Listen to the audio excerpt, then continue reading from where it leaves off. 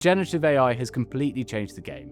It's making it faster, cheaper, and easier to create convincing falsehoods.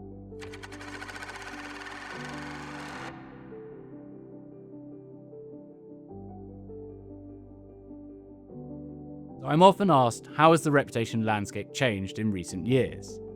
We're living in a time when reputation can be rewritten in minutes, not by journalists or regulators, but by anonymous users, bots, and algorithms. And what about the impact of AI? Well, generative AI has completely changed the game.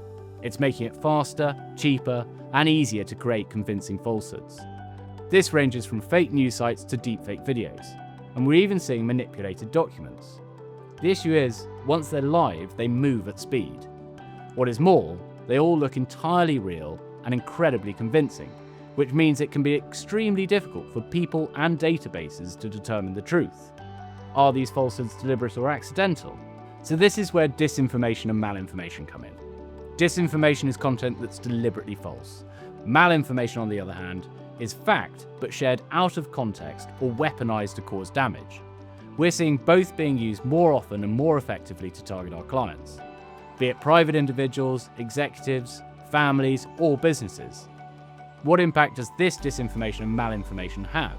Of course, reputationally, the impact of disinformation is huge, but there are also consequences operationally. False narratives and damaging fake news can seriously erode trust. It can spook investors and block transactions. We've even seen it affect share prices. So what can you do to address disinformation? We can't just focus on the disinformation itself. We need to look at the wider context. Why has it had such an impact? Is it in isolation? Might the client be at risk of further attack? That means going beyond the crisis response and building resilience. So how can you help a client build resilience in the digital world? Here, it's crucial to look at the narrative, profile, and problem more holistically. There's a range of strategies. For example, detection, so scanning the surface, deep and dark web to uncover what's out there, true or false, public or hidden.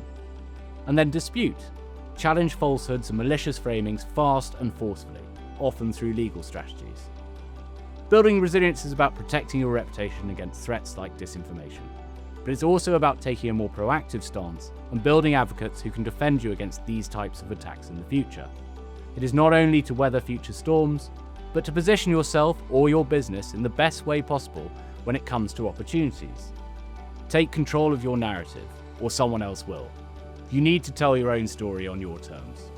Disinformation and malinformation aren't going away, but with the right strategy, they don't have to define you.